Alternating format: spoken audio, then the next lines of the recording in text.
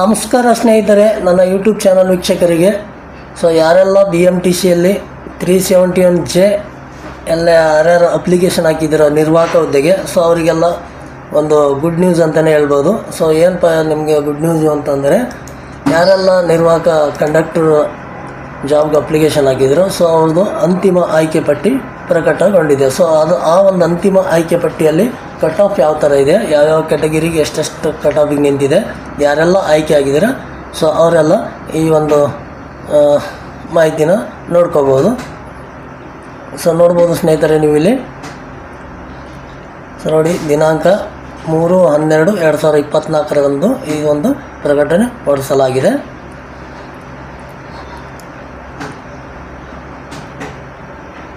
So ನೋಡ್ಬೋದು ಸ್ನೇಹಿತರೆ,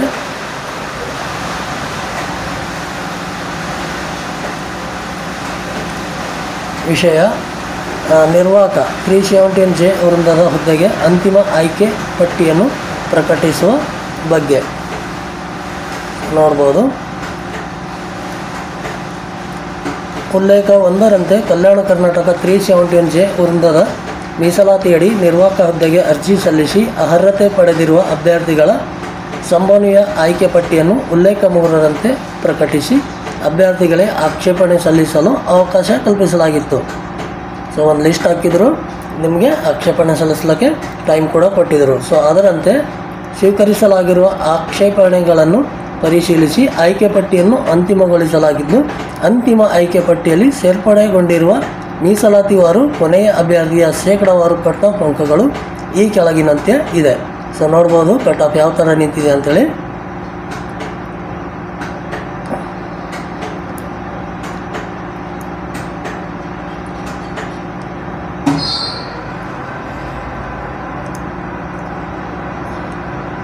ನೋಡ್ಬೋದು ಸ್ನೇಹಿತರೆ, ನೋಡಿ, ಪರಿಶಿಷ್ಟ ಜಾತಿ,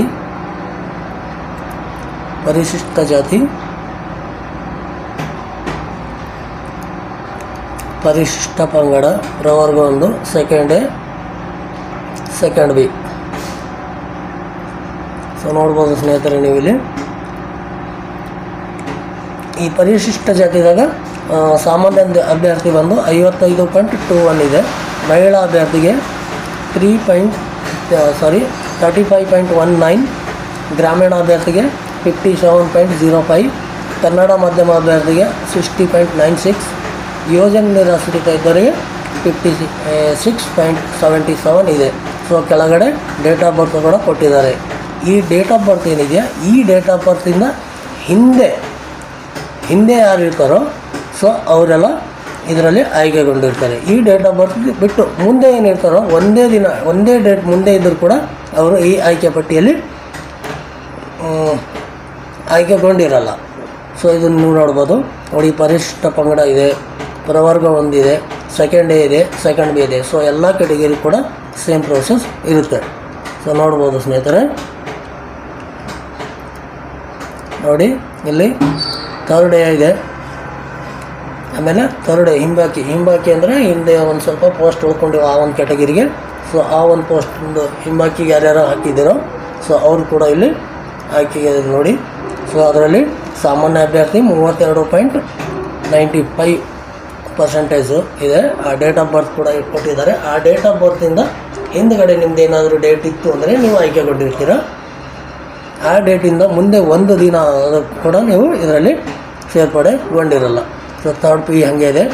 ಸೊ ಸಾಮಾನ್ಯ ವರ್ಗ ಅಂದರೆ ಅವ್ರ ಹತ್ರ ಯಾವುದೇ ಕ್ಯಾಸ್ಟ್ ಸರ್ಟಿಫಿಕೇಟ್ ಇರಲ್ಲ. ಸೊ ಅಂಥವರೆಲ್ಲ ಸಾಮಾನ್ಯ ವರ್ಗಕ್ಕೆ ಸೇರಿರ್ತಾರೆ. ನೋಡ್ಬೋದು, ಸಾಮಾನ್ಯ ವರ್ಗಕ್ಕೆ 62.54 ಇದೆ. ಮಹಿಳಾ ಅಭ್ಯರ್ಥಿಗೆ ಸಾಮಾನ್ಯ 48.77 ಇದೆ.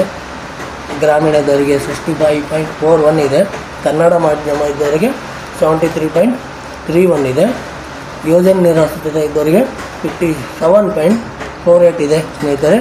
ಸೊ ಈ ಒಂದು ಕಟ್ ಆಫ್ ಒಳಗಡೆ ನಿಮ್ಮ ಡೇಟ್ ಆಫ್ ಬರ್ತ್ ಯಾವ ಥರ ನೋಡ್ಕೋಬೇಕು ಅಂತೇಳಿ ಗೊತ್ತಾಯ್ತಲ್ವ ಅನ್ಕೋತೀನಿ. ಸೊ ನೆಕ್ಸ್ಟ್ ಈ ಒಂದು ಆಯ್ಕೆ ಪಟ್ಟಿಯಲ್ಲಿ ಯಾರ್ಯಾರು ಆಯ್ಕೆ ಆಗಿದ್ದೀರಾ ಸೊ ಅಭ್ಯರ್ಥಿಗಳ ವಯಸ್ಸು ಕೂಡ ನಾನು ತೋರಿಸ್ತೀನಿ. ನೋಡ್ಬೋದು ಸ್ನೇಹಿತರೆ, ನೀವು ಇಲ್ಲಿ ಕೆಳಗಡೆ. ಸೊ ಸೊ ನೋಡ್ಬೋದು ಸ್ನೇಹಿತರೆ, ಈ ಒಂದು ಆಯ್ಕೆ ಪಟ್ಟಿಯಲ್ಲಿ ಯಾರ್ಯಾರು ಆಯ್ಕೆ ಆಗಿದ್ದಾರೆ ಅಂತೇಳಿ. ಸೊ ಫಸ್ಟ್ ಸೀರಿಯಲ್ ನಂಬರ್ ಬಂದು 1 ನಂಬರು.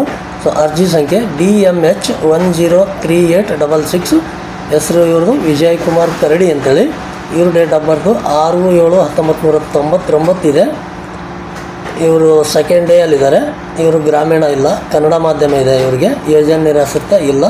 ಇವರು ಡಿಸ್ಟಿಕ್ ಬಂದು ಕೊಪ್ಪಳದವರು. ಇವ್ರದ್ದು ಪರ್ಸೆಂಟೇಜ್ 92.67 ಇತ್ತು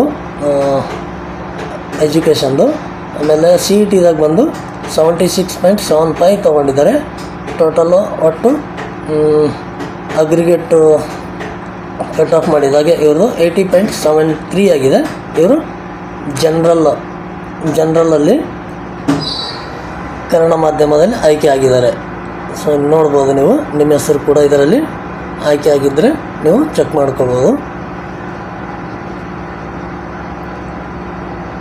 ನೋಡಿ, GM ಅಂದರೆ ಜನರಲ್ ಮಿನಿಟು, ಮುಂದೆ K ಅಂತ ಹೇಳಿದರೆ ಕನ್ನಡ,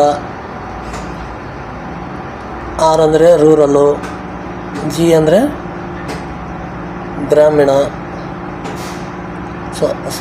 G ಅಂದರೆ ಜನರಲ್ಲು, R ಅಂದರೆ ರೂರಲ್ಲು, W ಅಂದರೆ ವುಮೆನ್ಸು. ಆ ಒಂದು ಇದರಲ್ಲಿ ನೀವು ಆಯ್ಕೆಗೊಂಡಿದ್ದೀರ ಅಂಥೇಳಿ.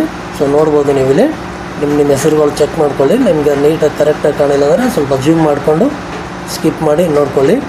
ಸೊ ಅಷ್ಟು ಗೊತ್ತಾಗಿಲ್ಲ ಅಂದರೆ ನಾನು ಡಿಸ್ಕ್ರಿಪ್ಷನಲ್ಲಿ ಈ ಒಂದು PDF ಲಿಂಕ್ ಕೂಡ ಕೊಟ್ಟಿರ್ತೀನಿ, ನೀವು ಅಲ್ಲಿಂದ ಕೂಡ ಡೌನ್ಲೋಡ್ ಮಾಡಿಕೊಂಡು ನೋಡ್ಬೋದು ಸ್ನೇಹಿತರೆ. ಸೊ ನನ್ನ ಚಾನಲ್ ಇನ್ನೂ ಯಾರ್ಯಾರು ಸಬ್ಸ್ಕ್ರೈಬ್ ಆಗಿಲ್ಲ ದಯವಿಟ್ಟು ಸಬ್ಸ್ಕ್ರೈಬ್ ಮಾಡ್ಕೊಳ್ಳಿ. ಮಾಹಿತಿ ಇಷ್ಟ ಆದರೆ ಒಂದು ಲೈಕ್ ಮಾಡಿ. ಯಾರ್ಯಾರೆಲ್ಲ ನಿಮ್ಮ ಫ್ರೆಂಡ್ಸ್ಗಳೆಲ್ಲ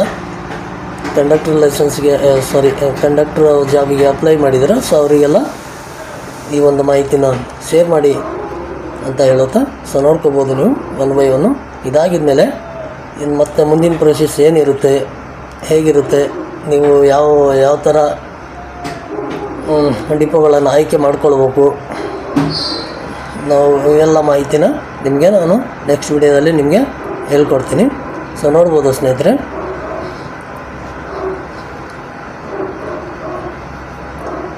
ಯಾರ್ಯಾರೆಲ್ಲ ನಾನು ಜಾಸ್ತಿ ಪರ್ಸೆಂಟೇಜ್ ತೊಗೊಂಡಿನಿ, ನಂದು ಇನ್ನೂ ಆಯ್ಕೆ ಆಗಿಲ್ಲ ಸರ್, ನಂದು ಇವಕ್ಕಿಂತ ಜಾಸ್ತಿ ನಂಬರ್ ಇದೆ, ನಾನು ಏನು ಮಾಡಬೇಕು, ಈ ಥರ ಎಲ್ಲ ಪ್ರಶ್ನೆಗಳು ಉದ್ಭವ ಆಗ್ತವೆ. ಸೊ ಅಂಥವರೆಲ್ಲ ಏನೇನು ಮಾಡಬೇಕು, ಯಾಕೆ ನಿಮ್ದು ಆಗಲಿಲ್ಲ, ಸೊ ಅವೆಲ್ಲ ಒಂದು ಪ್ರಶ್ನೆಗಳಿಗೆ ಉತ್ತರಗಳು ನಾವು ನಿಮಗೆ ಹೇಳ್ತಾ ಹೋಗ್ತೀವಿ. ಅದರಿಂದ ನಿಮ್ಮ ಒಂದು ಲಿಸ್ಟು ನೀವು ಇಲ್ಲಿ ಅಷ್ಟು ನೋಡ್ಕೊಳ್ಳಿ, ಆಯ್ಕೆ ಆಗಿದಿರುವ ಇಲ್ವೋ. ಸೊ ಈ ಒಂದು ಕಟ್ ಆಫ್ಗಿಂತಲೂ ನಿಮ್ಮದು ಜಾಸ್ತಿ ನಂಬರ್ ಇತ್ತು ಅಂದರೆ ನೀವು ಯಾಕೆ ಆಯ್ಕೆ ಆಗಲಿಲ್ಲ ಅಂಥೇಳಿ ನಾವು ನೋಡಿಕೊಂಡು ಮುಂದಿನ ಒಂದು ಪ್ರೋಸೆಸ್ ನಿಮಗೆ ನಾನು ಹೇಳ್ಕೊಡ್ತೀನಿ. ನೋಡ್ಬೋದು ಸ್ನೇಹಿತರೆ,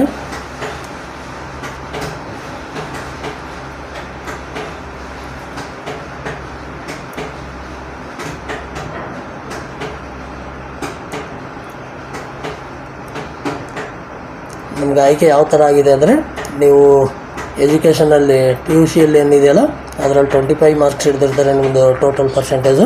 ಆಮೇಲೆ CETಯಲ್ಲಿ 75% ಹಿಡ್ಕೊಂಡು ಈ ಒಂದು ಕಟ್ ಆಫ್ ರೆಡಿ ಮಾಡಿರ್ತಾರೆ.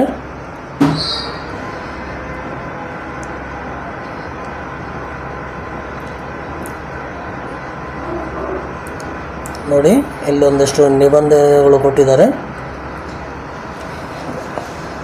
ಕಲ್ಯಾಣ ಕರ್ನಾಟಕ 371J ಅಡಿಯಲ್ಲಿ ಅಂತಿಮ ಆಯ್ಕೆ ಪಟ್ಟಿಯನ್ನು ಈ ಕೆಳಕಂಡ ಷರತ್ತು ಮತ್ತು ನಿಬಂಧನೆಗಳಿಗೆ ಒಳಪಟ್ಟು ಪ್ರಕಟಿಸಲಾಗಿದೆ.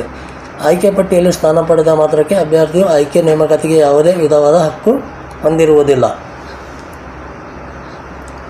ದಿನಾಂಕ 14/7/2024 ನಡೆದ ಸಾಮಾನ್ಯ ಸಾಮರ್ಥ್ಯ ಪರೀಕ್ಷೆಯಲ್ಲಿ ಅಭ್ಯರ್ಥಿ ಗಳಿಸಿದ ಅಂಕಗಳ 75% ಮತ್ತು ಹುದ್ದೆಗೆ ನಿಗದಿಪಡಿಸಿದ ವಿದ್ಯಾರ್ಥಿಗಳ 25% ಅಂಕಗಳನ್ನು ಸೇರಿಸಿ ಒಟ್ಟು ಅವರ ಅಂಕಗಳ ಅರ್ಹತೆ ಮತ್ತು ಮೀಸಲಾತಿ ನಿಯಮಾನುಸಾರ ಆಯ್ಕೆ ಪಟ್ಟಿಯಲ್ಲಿ ಅಭ್ಯರ್ಥಿಗೆ ಹೆಸರನ್ನು ಸೇರ್ಪಡೆಗೊಳಿಸಲಾಗಿದೆ. ನೇಮಕಾತಿಯು ಅಭ್ಯರ್ಥಿಗಳು ಸಲ್ಲಿಸಿರುವ ದಾಖಲಾತಿಗಳು ಅಂದರೆ ಶೈಕ್ಷಣಿಕ ವಿದ್ಯಾರ್ಹತೆ, ಮೀಸಲಾತಿ ಮತ್ತು ಇನ್ನಿತರೆ ದಾಖಲಾತಿಗಳು ಸಂಬಂಧಿಸಿದ ಪ್ರಾಧಿಕಾರಿಗಳಿಂದ ಪರಿಶೀಲನಾ ವರದಿ ಮತ್ತು ಪೂರ್ವೋತ್ತರ ನಡತೆಯ ತನಿಖಾ ವರದಿಗೆ ಒಳಪಟ್ಟಿರುತ್ತದೆ. ಆಯ್ಕೆಯಾದ ಅಭ್ಯರ್ಥಿಗಳು ಕರ್ನಾಟಕ ರಾಜ್ಯ ರಸ್ತೆ ಸಾರಿಗೆ ಸಂಸ್ಥೆಯ ಪದವೊಂದ ಮತ್ತು ನೇಮಕಾತಿ ನಿಯಮಾವಳಿಗಳು 1982 ಶೆಡ್ಯೂಲ್ ಬಿ ಮತ್ತು ಅನುಬಂಧ ಬಿ ರಲ್ಲಿ ತಿಳಿಸಿರುವಂತೆ ಕಣ್ಣು ಪರೀಕ್ಷೆ ಹಾಗೂ ಇತರೆ ವೈದ್ಯಕೀಯ ಪರೀಕ್ಷೆಗಳು ಜಿಲ್ಲಾ ವೈದ್ಯಾಧಿಕಾರಿ ಹಾಗೂ ಸೂಕ್ತ ವೈದ್ಯಕೀಯ ಪ್ರಾಧಿಕಾರದಿಂದ ವೈದ್ಯಕೀಯ ಪ್ರಮಾಣಪತ್ರ ಪಡೆದು ಸಲ್ಲಿಸಿದಲ್ಲಿ ಮಾತ್ರ ನೇಮಕಾತಿಗೆ ಪರಿಗಣಿಸಲಾಗುವುದು. ಆಯ್ಕೆ ಪಟ್ಟಿಯಲ್ಲಿರುವ ಅಭ್ಯರ್ಥಿಗಳು SSLC PUC ವಿದ್ಯಾರ್ಥಿಯಲ್ಲಿ ಕನ್ನಡ ಭಾಷೆಯನ್ನು ಪ್ರಥಮ ಅಥವಾ ದ್ವಿತೀಯ ಭಾಷೆಯನ್ನಾಗಿ ಅಭ್ಯಸಿಸಿದವರು ನೇಮಕಾತಿ ಪೂರ್ವದಲ್ಲಿ ನೇಮಕ ನಿಯಮಾವಳಿ 4/8 ಅನ್ವಯ ಸಂಸ್ಥೆಯ ವತಿಯಿಂದ ನಡೆಸುವ ಕನ್ನಡ ಭಾಷಾ ಪರೀಕ್ಷೆಯಲ್ಲಿ ಒಂದೇ ಬಾರಿಗೆ ಉತ್ತೀರ್ಣರಾಗಿರುವುದು ತಪ್ಪಿದಲ್ಲಿ ಅವರ ಆಯ್ಕೆಯ ಹಕ್ಕನ್ನು ಕಳೆದುಕೊಳ್ಳುವರು. ಆಯ್ಕೆಗೊಂಡ ಹುದ್ದೆಯಲ್ಲಿ ಅಭ್ಯರ್ಥಿಗಳು 1 ವರ್ಷ ಕಾಲ ವೃತ್ತಿ ತರಬೇತಿಗೆ ಒಳಪಡುವುದು. ಆಯ್ಕೆ ಅಥವಾ ನೇಮಕಾತಿ ಸಂಬಂಧಿಸಿದಂತೆ ಸಂಸ್ಥೆಯು ತೆಗೆದುಕೊಳ್ಳುವ ನಿರ್ಧಾರಗಳು ಅಂತಿಮವಾಗಿರ್ತವೆ. ಸೊ ಇದರಲ್ಲಿ ನಿಮ್ಮ ಹೆಸರು ಬಂದಿದ್ದರೆ ಇದೇ ಅಂತಿಮ ಅಲ್ಲ ಅನ್ನೋ ಒಂದು ಮಾತಾಡ್ತಾರೆ. ಏನಕ್ಕೆ ಅಂತಿಮ ಅಲ್ಲ ಅಂದರೆ ನಿಮಗಿನ್ನು ಫಿಸಿಕಲ್ ಸರ್ಟಿಫಿಕೇಟ್ಗಳು ಕೊಡಬೇಕಾಗ್ತದೆ. ನಿಮ್ಮ ಕಣ್ಣು ಕರೆಕ್ಟ್ ಇದೆಯಾ, ನಿಮ್ಮದು ಕೈಕಾಲೆಲ್ಲ ಚೆನ್ನಾಗಿದೆಯಾ, ಏನು ಎತ್ತೋದು ಎಲ್ಲ ಡೀಟೇಲ್ ಆಗಿ, ನಿಮ್ಮ ಕಿವಿ ಸರಿಯಾಗಿ ಕೇಳಿಸ್ತಾ ಇದೆಯಾ. ಸೊ ಇವೆಲ್ಲ ನೀವು ಏನು ಮಾಡಬೇಕು, ಅವರು ಒಂದು ಹಾಸ್ಪಿಟಲ್ ಹೇಳಿರ್ತಾರೆ, ಇಲ್ಲಾಂದರೆ ಜಿಲ್ಲಾ ಆಸ್ಪತ್ರೆಯಿಂದ ಇವೆಲ್ಲ ಸರ್ಟಿಫಿಕೇಟ್ ನೀವು ತೊಗೊಂಡೋಗಿ ಕೊಡಬೇಕಾಗುತ್ತೆ. ಅದೆಲ್ಲ ಕರೆಕ್ಟ್ ಇದೆ ಅಂತಂದರೆ ನೀವು ಈ ಒಂದು ಆಯ್ಕೆಯಲ್ಲಿ ಆಯ್ಕೆಗೊಂಡಿರ್ತಾರೆ. ಸೊ ಅದೇ ರೀತಿ ನೀವು 10ನೇ ಕ್ಲಾಸಲ್ಲಿ ಪ್ರಥಮ ಭಾಷೆಯಾಗಿ ಕನ್ನಡ ಅಭ್ಯಸಿಸಿದ್ದೀರಾ ಅಂತ ನೀವು ಏನು ಹೇಳ್ಕೊಂಡಿರೋ, ಸೊ ಅದು ಕರೆಕ್ಟ್ ಇತ್ತು ಅಂದರೆ ಓಕೆ. ನೀವು ಬೈ ಚಾನ್ಸ್ ಅದು ತಪ್ಪಿದ್ದೀರಿ ಅಂದರೆ ಸಂಸ್ಥೆ ಕನ್ನಡ ಭಾಷೆಯನ್ನು ಎಕ್ಸಾಮ್ ಮಾಡಿಸಿತ್ತು, ಅದರಲ್ಲಿ ನೀವು ಪಾಸ್ ಆಗಿದ್ದೀರಾ ಓಕೆ. ಆಗಿಲ್ಲ ಅಂದರೆ ಸೊ ಅಂಥವರು ಕೂಡ ನೇಮಕಾತಿಯಿಂದ ಕಳ್ಕೊಳ್ಳುವ ಚಾನ್ಸಸ್ ಇರುತ್ತೆ. ಸೊ ಅಂಥದ್ರಲ್ಲಿ ಏನಾದರೂ ಕೆಲವೊಂದು ಅಭ್ಯರ್ಥಿಗಳು ಹೋಗಿದರೆ ಸೊ ಅವ್ರ ಕೆಳಗಡೆ ಯಾರು ಬರ್ತಾರೆ ಅಂಥ ಅಭ್ಯರ್ಥಿಗಳಿಗೆ ಈ ಒಂದು ಚಾನ್ಸ್ ಸಿಗುತ್ತೆ. ಅಂದರೆ ಅವ್ರ ಕೆಳಗಡೆ ಅಂದರೆ ಒಂದು ದಿನ ಡೇಟ್ ಆಫ್ ಬರ್ತ್ ಜಾಸ್ತಿ ಮಾಡ್ತಾರೆ, ಒಂದು ದಿನ ಆಗಲಿ ಅಥವಾ ತಿಂಗಳಾಗಲಿ ಎಷ್ಟು ಅಭ್ಯರ್ಥಿಗಳು ಬೇಕಾಗ್ತಾರೋ ಅಷ್ಟು ಅಭ್ಯರ್ಥಿಗಳು ಅದು ಜಾಸ್ತಿ ಮಾಡ್ತಾ ಹೋಗ್ತಾರೆ. ಸೊ ಮುಂದೆ ಅದು ಏನೇನು ಮಾಡಬೇಕು, ಯಾವ ಥರ ಪರೀಕ್ಷೆಗಳಿರ್ತವೆ, ಕಣ್ಣು ಪರೀಕ್ಷೆ, ಕಿವಿ ಪರೀಕ್ಷೆ, ನೀವೆಲ್ಲಿ ಮಾಡಿಸ್ಬೇಕು, ನಾವು ಈ ಒಂದು ಡೀಟೇಲೆಲ್ಲ ಮಾಹಿತಿ ನೆಕ್ಸ್ಟ್ ವಿಡಿಯೋದಲ್ಲಿ ನಿಮ್ಗೆ ತಿಳಿಸ್ತೀನಿ. ಸೊ ಇದರದ್ದು ಒಂದು ಲಿಂಕನ್ನು ಡಿಸ್ಕ್ರಿಪ್ಷನಲ್ಲಿ ನಾನು ಹಾಕಿರ್ತೀನಿ, PDF ಲಿಂಕ್ ಬೇಕಾದರೆ ಅಲ್ಲಿ ನೀವು ಇದು ಡೌನ್ಲೋಡ್ ಮಾಡ್ಕೊಂಡು ನೋಡ್ಬೋದು. ಸ್ನೇಹಿತರೆ, ನನ್ನ ಒಂದು ಮಾಹಿತಿ ನಿಮ್ಗೆ ಇಷ್ಟ ಆಗಿದರೆ ಒಂದು ಲೈಕ್ ಮಾಡಿ. ಜೊತೆಗೆ ಯಾರ್ಯಾರೆಲ್ಲ ಅಭ್ಯರ್ಥಿಗಳು ಕಂಡಕ್ಟರ್ ಜಾಬ್ಗೆ ಅಪ್ಲಿಕೇಶನ್ ಹಾಕಿದ್ದೀರೋ ಸೊ ಅಂಥವ್ರಿಗೆಲ್ಲ ಈ ಒಂದು ಮಾಹಿತಿನ ಶೇರ್ ಮಾಡಿ ಅಂತ ಹೇಳುತ್ತಾ, ನಿಮ್ಮ ಅನಿಸಿಕೆ ಅಭಿಪ್ರಾಯಗಳೇನಿದ್ದರೂ ಕಾಮೆಂಟಲ್ಲಿ ಕೇಳ್ಬೋದು ಅಂತ ಹೇಳುತ್ತಾ ಮತ್ತೆ ಸಿಗೋಣ ಮುಂದಿನ ವಿಡಿಯೋದಲ್ಲಿ. ಧನ್ಯವಾದಗಳು.